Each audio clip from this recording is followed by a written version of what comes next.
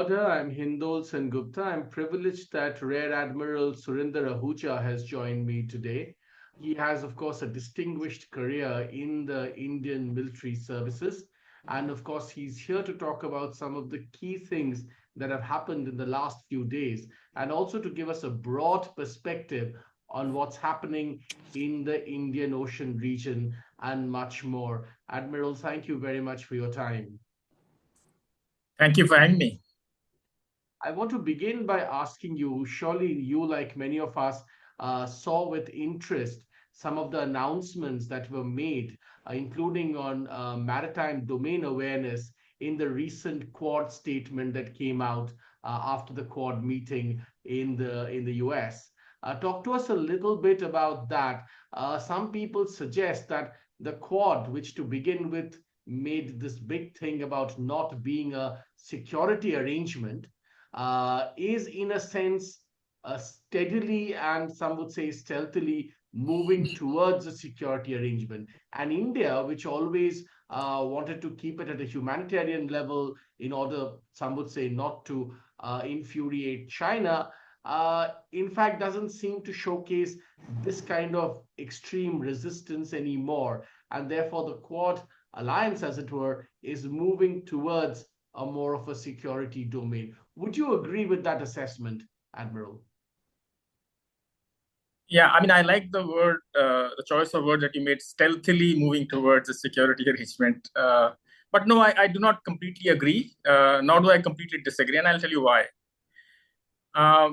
Traditionally, as you mentioned, the Quad has been focused on somewhat more benign aspects of the relationship, free, open, and inclusive Indo-Pacific, and focus on more things such as vaccine distribution, climate change, humanitarian assistance and disaster relief, and such like. Clearly, the recent tilt in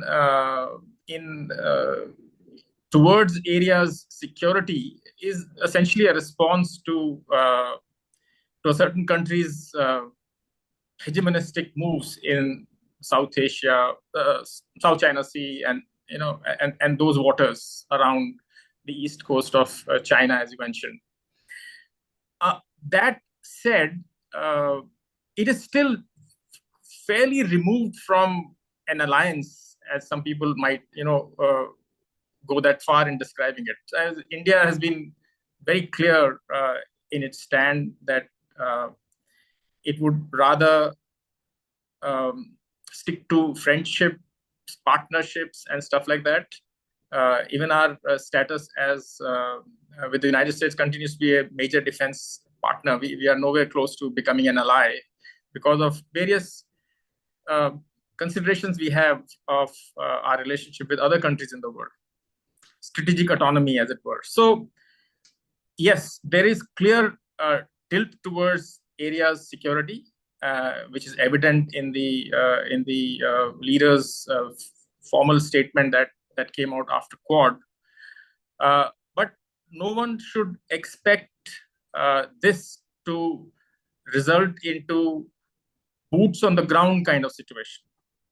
So what would happen, as has already happened in a recent skirmish with our friends in the north, there would be intelligence support, there would be surveillance support, there would be reconnaissance support, and there would be information that would help countries fight their battles better, but they would have to fight it themselves. And I would go that far to say that if the United States was to expect that the Indian Navy would send warships in support of an event that occurs in support of Taiwan and stuff like that, I think it is far-fetched, and this is me speaking. I have no formal role in the Indian Navy right now, nor in the government. But yes, there would be other ways to support United States. And likewise, we should not expect US to send hardware, their own hardware manned by their people or their forces, whether it is something that we are dealing with with our friends over land areas or over sea. But there could be other ways of support. So more covert. Uh, we are far from expecting or providing any covert, visible sort of support. So security arrangement, security partnership, I would perhaps agree with words such as that, but not an alliance, nowhere close to a NATO. I mean, China went that far in saying it's an Asian NATO coming up. Not really. Earlier, they had sort of completely dismissed it by saying froth over oceans. This is a few years back. And now they're talking about Asian NATO. It was neither froth over ocean nor is it Asian NATO. It is somewhere in the middle. And that's where I think India wants to be. Now, I take your point that, of course, this is no structured alliance and perhaps will never be a structured alliance. But let me quote to you some opinion from the US that the US now, especially under a Trump administration, if that were to happen, but even on the Beltway, many people are beginning to say that the traditional structure of US alliances doesn't really work for America anymore, sir. America doesn't want dependencies anymore. America wants, in a most classical sense, allies, allies which can take care of security in their region. The direction of that security maintenance would be aligned to the way the US thinks about the world, but it doesn't want dependencies. It doesn't want a South Korea once again. It would much prefer an India which is not expecting anybody to come and fight its battles with China on the border, and yet perhaps directionally, as a large, very large democracy, aligned towards democratic goals. I would agree with that. And I think that aligns with even our requirements. I mean, completely in sync with what you just mentioned.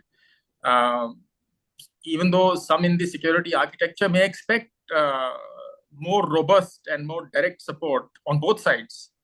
Like I mentioned while answering your first question, we are not there yet. We may not be there in many years to come. But the kind of relationship and alignment that has existed and continues to become even more robust by each passing day, as this last quad was a clear example, is a great development and should be used to the extent that this arrangement permits. And I mean, just imagine if I was an ordinary Chinese citizen today, well informed, well educated. I won't think very much of my country if my best friends are North Korea, Iran, Pakistan, and now lately Russia.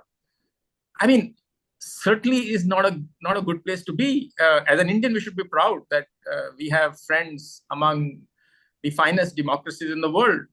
And this is a big deal, frankly. And we, in the security space in India, should try and utilize that weakness of China and the weakness that sort of can be developed in the mindset of Chinese citizens, if it doesn't exist already, by means other than kinetic. That's where we have to sort of fight the Chinese. Bean counting with China is not going to take us very far. I mean, we can get to the numbers. We'll never get close. They are just a very different economy. They are a very different power. So we got to see what works for us. We got to create asymmetries in areas that do not require such financial muscle, but require brains. We have lots of them, and require friends, and we have plenty of them. So I think that's the way to sort of think about this whole thing. Oscar, ask you then, in the sort of slight more tilt towards security issues in the Quad, do you see a clear connection between what's going on in the larger Indian Ocean region, but also especially in the South China Sea? Chinese belligerence is growing, especially with the Philippines, and such reports, which used to be once in a while, are appearing with far greater frequency, should I say. Therefore, there is a lot of worry that Chinese belligerence as its own naval power grows. Some assessments suggest that China is growing its navy at a pace never before seen in human history. So, as its capabilities grow, its belligerence is growing in its own waters, but much beyond its waters. And therefore, the Quad has no choice but to, in some shape or form, respond.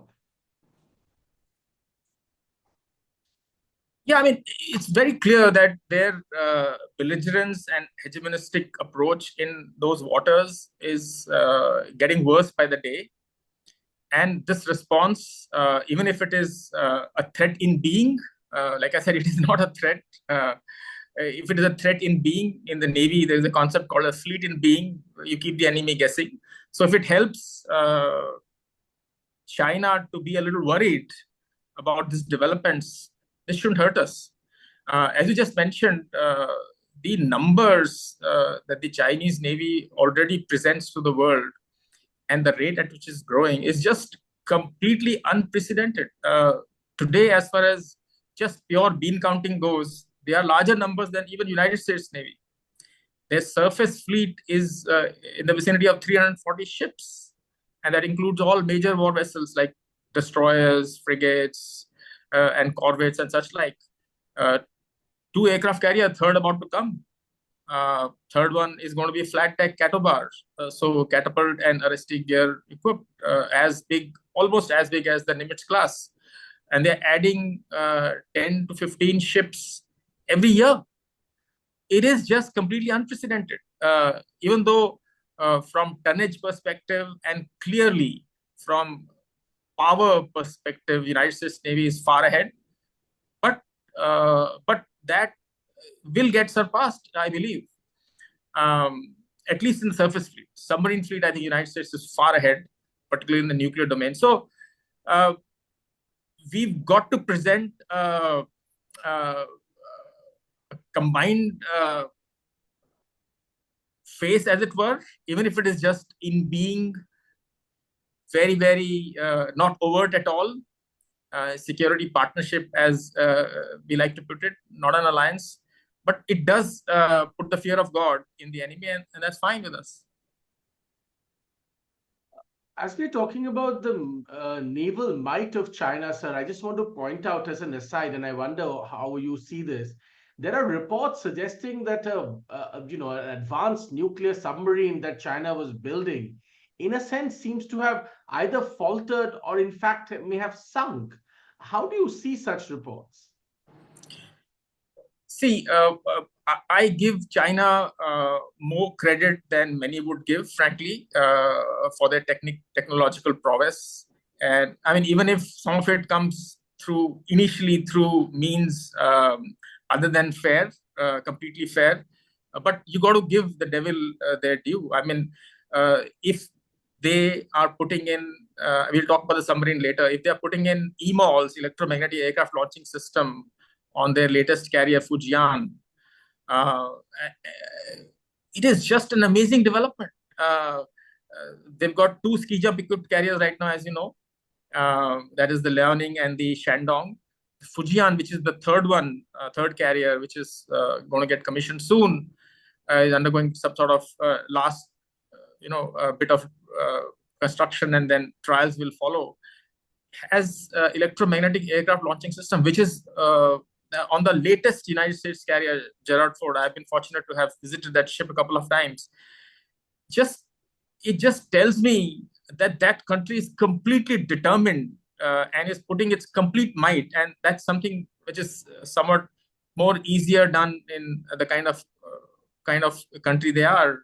Is somewhat more difficult in democracy, but they are bringing everything they have to the fight. So if indeed there have been some accidents or less than perfect construction of the nuclear board that you mentioned,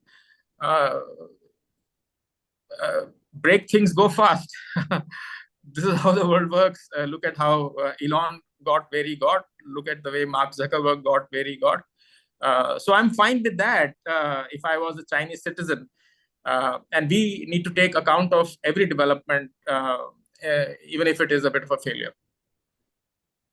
Let's talk about the friendship part that you were talking about only a few minutes ago, sir.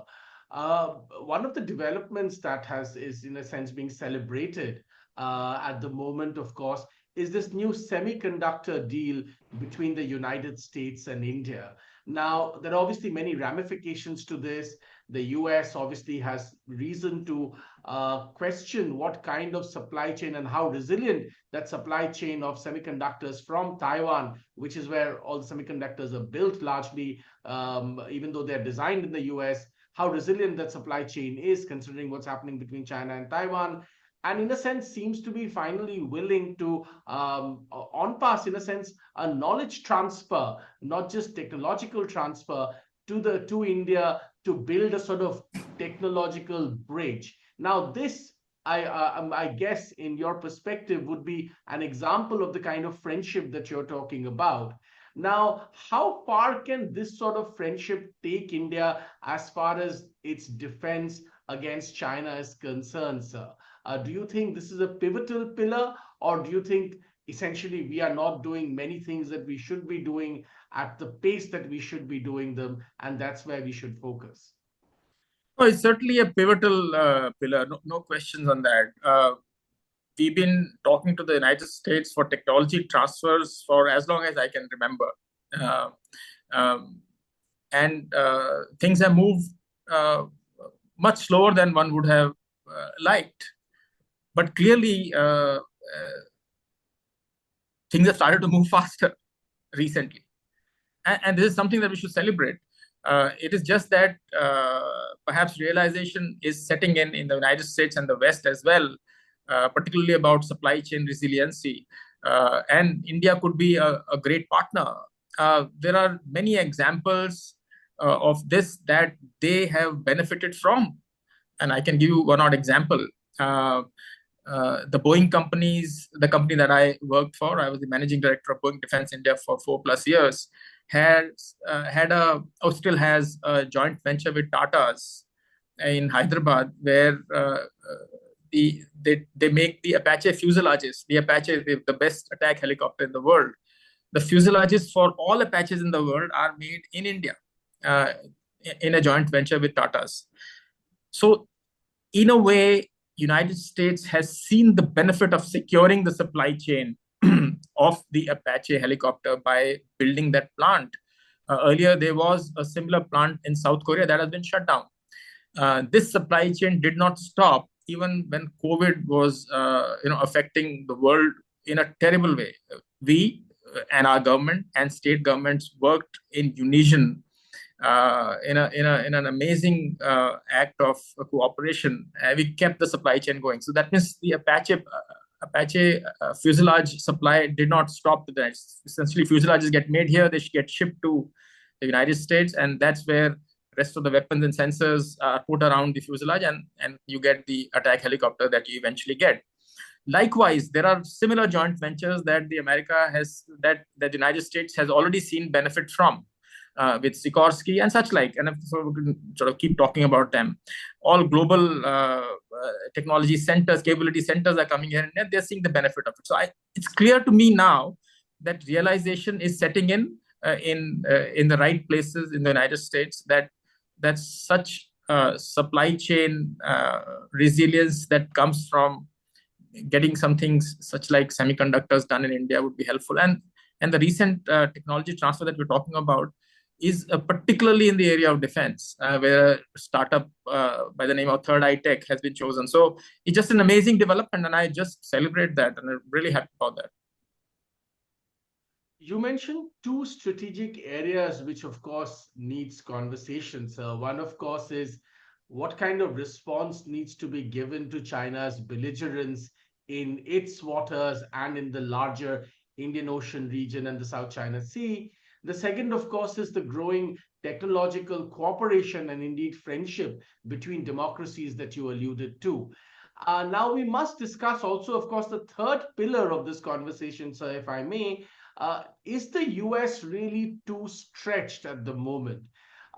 Between two wars, one in Ukraine, one, of course, in Gaza, which has now spread into Lebanon with the Hezbollah and Israel. is its prowess too stretched to try and pivot in quite the manner that it wants to in Asian waters? And therefore, having its allies do some of the, as it were, the heavy lifting, as Donald Trump used to call it, is absolutely invaluable today, perhaps would be even more invaluable in the future. After all, even the US economy is heavily indebted, and there are a lot of structural problems that they are encountering too. Absolutely correct assessment. Uh, are they overstretched? Perhaps I'll not go that far. They're stretched for sure. They pivoted Asia a few years ago, and that pivot, they are not able to focus on this pivot as much as they might want to, because of the stretch, and not just military stretch. It is the political stretch. It is the diplomatic stretch, and then of course the military might stretch. No questions on this, and therefore the kind of arrangements that United States works with around the world, alliances and partnerships, is certainly of help to them. No one should walk away. None of this is philanthropy. Period. If they are wanting to work with us, it serves their interests, and we are working with them because it serves our interests, just like it does for Japan and just like it does for Australia. So yes, they are quite stretched in all three spheres: political, diplomatic, and military might, and it is beginning to show. And yet they are able to keep significant number of assets in this part of the world. Mind you, we must take cognizance of the geographical stretch that the Chinese forces have to bear with if they have to come and do something in our part of the world. And I'm not talking about Indian Ocean region for a while. Let's not talk about waters close to them, Taiwan and Japan and such like. I'm talking about Indian Ocean region. For them, if they have to come and start to shape things here by their forces, they have to travel a long distance, and then to travel through some significant waters which are choke points. Malacca dilemma is something that we all have heard of. And there are other straits, Sumba Strait and Mumbai Vitar and stuff like that. But we all know that, right? So India and other countries keep a watch on those choke points. And of course, given the fact that we have significant territories not too far from there, Andaman Nicobar, and given the fact that we are now starting to do more there, gives us that little edge.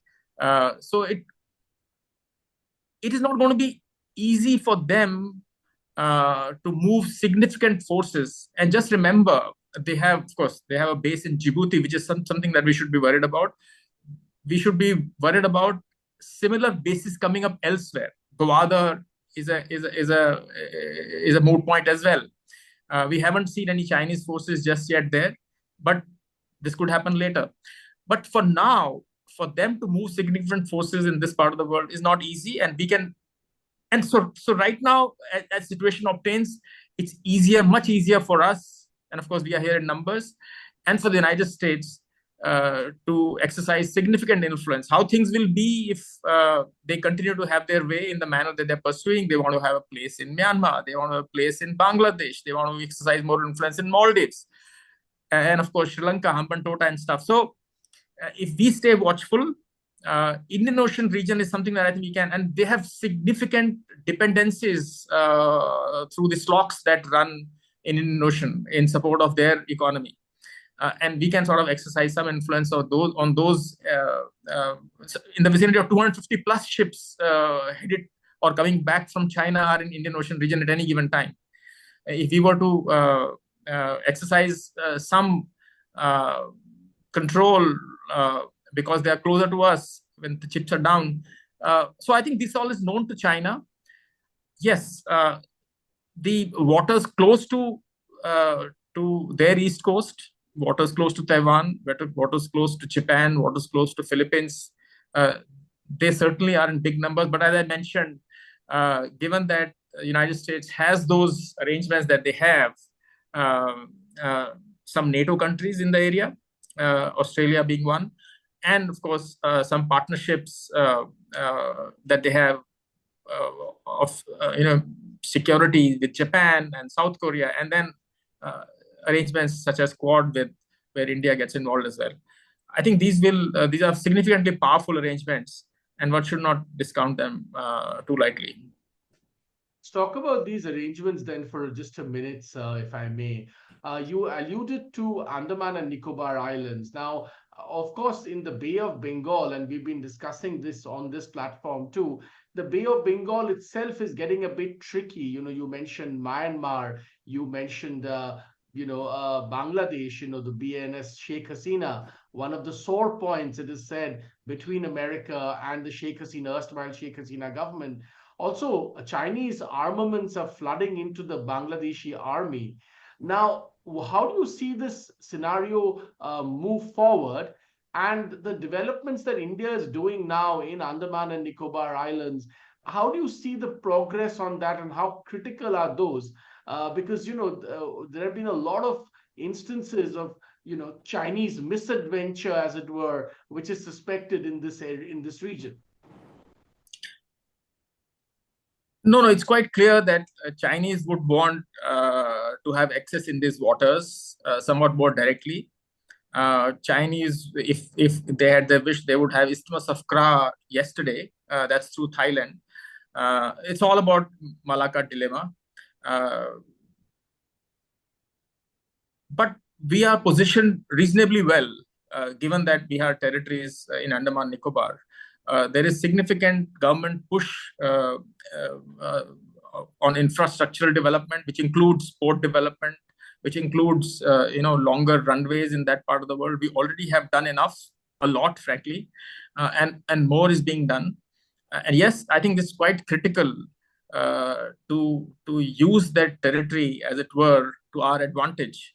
I do not have any firm report of what the United States wanted from Sheikh Hasina and stuff like this. Is all sort of unconfirmed reports regarding St. Martin Island, so I really wouldn't go that far to comment on that at all.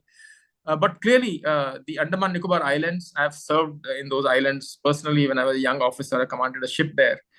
They are just absolutely well-positioned, strategically located territory, which we make full use of. Let's talk a little bit about, because we alluded to nuclear submarines in this conversation. There's a conversation about how many does India really need, considering what China is doing, right? I mean, we have the Arihant, we now have the Arighat. Do we need 2 more? Do we need 4 more?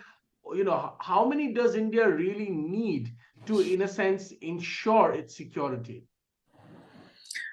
This is not a subject that can be discussed over a podcast of this nature, but I would just say, I think our audience need to differentiate between the kind of submarines, nuclear submarines that Arihant and Arighat are from some other nuclear submarines. I mean, I'm assuming some informed audience know the difference between SSN and SSBN. These two are SSBN. So not only are they nuclear powered, but they're also equipped with second strike capability. So they can launch nuclear missiles, as it were, at an adversary target, providing us the second strike capability. If we were to respond to a first strike from somebody over our land territories, we could respond from these submarines, which could be positioned anywhere in the world. So these are SSBNs, and I'll just sort of stick myself, because this is a very classified sort of question, to what is available in the public domain. There are at least a few more in the making as far as SSBNs are concerned, and there are plans. We do not have any SSNs. SSN is a nuclear powered submarine, but which does things very much what a conventional submarine does in terms of sort of their mission. SSN is a fast moving submarine because it's powered with nuclear power plants, significantly more powerful underwater, can stay submerged for indefinitely, effectively, and can keep pace with the surface fleet. Typically, submarines are relatively slower platforms underwater. Some can move pretty fast, but SSNs can move really, really fast, and they can stay submerged for a long time. So they can work, essentially, they can work with the fleet. SSBN will not have any mission along with the fleet. She'll be typically deployed in in classified missions, could be anywhere in the world, so that she's able to launch those second strike weapons when the need comes. But SSN works along with the fleet and can keep up with the fleet and can stay submerged, which is the real stealthy aspect that a submarine has. So there are plans to build SSNs as well. We do not have any yet. How many are adequate is something practitioners in uniform would argue, and there are cases with the government. I think we are moving slower than the Navy would have liked, but there are plans afoot to sort of build many more of them. And of course, there are other assets that are required as well. Aircraft carrier. I'm a naval aviator myself, so I bat for aircraft carrier as well. But we could perhaps discuss that later. Let's come back to the question that we were discussing then, sir, which is, talk a little bit about your own career. And you were saying that, you would prefer, I didn't say I would prefer. I'll get beaten up with my submarine friends. So. Fair enough. But let's talk a little bit about your experience and, what your experience taught you about what we really need and how to counter China. Yeah, so thanks for that question. By specialization, I'm a naval aviator. I was a Navy fighter pilot. I spent a significant part of my career sitting in the cockpits of various airplanes. I was fortunate enough also to do the test pilots program with the Indian Air Force. Spent almost 5-6 years with the Indian Air Force flying their fighters and their other airplanes. So I just like to joke with my friends. I've been in good places, been very fortunate to have been in the right place at the right time.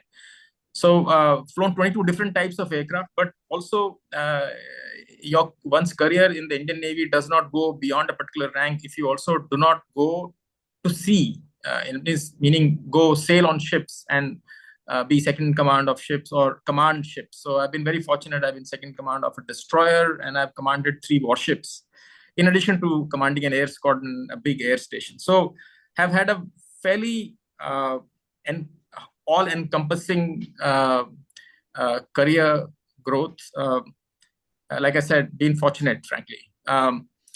I also played a significant role in the development of our naval air arm as far as fighters are concerned. I initially flew the VSTOL, the vertical and short takeoff landing Harrier.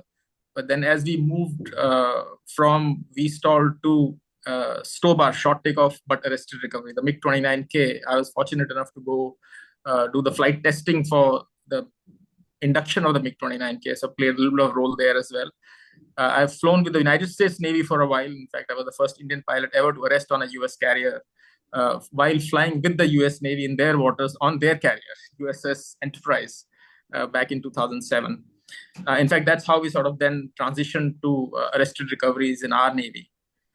Along the way, I was also fortunate to sort of raise a formation aerobatic team. But so pretty rounded growth as a naval officer. And I sort of capped my naval career before I took early retirement in the rank of 2-star Rear Admiral as the warship. I was in charge of warship construction. I was the assistant controller of warship production and assistant controller carrier projects. So I was very closely related with the aircraft carrier projects, as also with the remaining warships production. So, and your question was, what do you think? How should we respond to China? So I genuinely believe that we need to get stronger underwater. No questions on this, whether it is nuclear powered, AIP, or conventional. We need more submarines, but we also need a more robust and a bigger aircraft carrier. Right now, just like the Chinese Navy, we have 2 ski jump equipped carriers, Vikramaditya, which was the erstwhile Gorshkov, and the recently commissioned Vikrant. They are great, but they have a limitation of being able to launch a fixed wing airborne early warning or airborne reconnaissance platform from their decks. For that, you need catapult, and you need a slightly bigger carrier. So flat deck, catapult equipped and arrested recovery, which we already have on these ships. That sort of carriers, the tonnage also may need to go up a little bit. Both these carriers are in the vicinity of 45,000 ton ish. We might need bigger carrier. And look at what Chinese are doing. Their ski jump carriers are in the vicinity of 65,000 tons. And now Fujian is going to be in the vicinity of 85,000 tons, approximately 85,000 tons. We may not need that much. Even 65,000 might suffice. But I think we do need a flat deck carrier equipped with catapult. Need not be EMALS. If it's EMALS, it's great. Even if it's steam catapult, that will suffice, so that we can launch fixed wing aircraft of the type of Hawkeye that United States Navy and the French Navy use. And why is that essential? You may ask. I believe the most important aspect of the power projection that a carrier battle group does can be nullified if there is a threat developing around you and you do not know about it. So essentially, domain awareness around you in all three dimensions, preferably, is just vital. And that domain awareness around the carrier battle group, which is moving constantly, comes if you have eyes in the skies over the carrier battle group formation. Right now, we have helicopters that provide that sort of eyes in the skies, Camo 31. But it's difficult to keep them in the air constantly. And threats don't wait for threats, in fact, wait for those opportunities when your eyes in the skies are sort of switched off for some reason. And of course, there are eyes in the skies that can come from satellites, and there are other assets that can be deployed. But there is no equivalent of a fixed wing eyes in the skies over a carrier battle group, so that you get domain awareness around you, at least to the ranges that you believe your enemies can launch a weapon from, so that you can respond to them. So I certainly am a great proponent of a large aircraft carrier, flat deck, catapult equipped. And then, of course, I think bean counting is not something that's going to help us. And I alluded to that in the beginning. We will have to get smarter and build expertise in non-kinetic domains. I alluded to some of that earlier. We need to understand the weaknesses of that nation, or whichever our adversary might be, weaknesses of this of their system, weaknesses that we might be able to take advantage of through information warfare, weaknesses that you might be able to take advantage of our expertise in cyber. These are all non-kinetic areas where you can do significant sort of damage, and such like. I mean, there are so many domains that one could and of course, I think we need to do more in our abilities in space, which again can sort of keep you equipped with what's going on, informed of what's going on wherever your adversary might be. So I think those are the areas we need to sort of focus on, in addition to some of the capabilities that I mentioned. Those are just inescapable. We need to have some in terms of hard assets. But since we can't match them, we will never be able to match them, I believe. We need to develop some expertise and capabilities in areas that are less kinetic or non-kinetic. I have one last question, especially because you mentioned cyber, sir, if I may. There are growing concerns that while, of course, we have prowess in cyber and we should use it effectively, the Chinese are also beginning to target assets in India. Let me mention one civilian asset. We now know from American sources that a couple of years ago, the attack on Mumbai's electricity system, which brought it down by a couple of hours, was in fact a Chinese cyber attack. Now, these kind of attacks, could they happen on our warships? Could they happen on other assets? Now, there are growing concerns about this. How do you respond to that? No, I mean, those guys are quite smart in all this, and we have more evidence than the one just described, that they are active, and we need to get smarter. And I worry that planners may not be focusing enough on these things, and it becomes even more important because we cannot match them bean to bean, as it were, numbers. US is going to find it difficult to match them in 5 years, 10 years from now. So we need to sort of enhance our capabilities in areas which are perhaps in the quote unquote gray zone, where there's less attributability, or even if there is attributability, you could sort of cause significant damage without necessarily having to use kinetic means. So I agree with your point, and we need to be careful. Rear Admiral Ahuja, thanks very much for your time, and thanks for taking time to explain in such detail, including your own personal experience on how India should counter growing threats from China in its own waters and, of course, in the Indian Ocean region, and, of course, deepening cooperation and its need between India and the US. Thanks very much indeed. No doubt we'll have other opportunities in the future as these, as events progress, to talk to you about what India's plans could be. Thanks very much for your time. Thank you. I enjoyed it.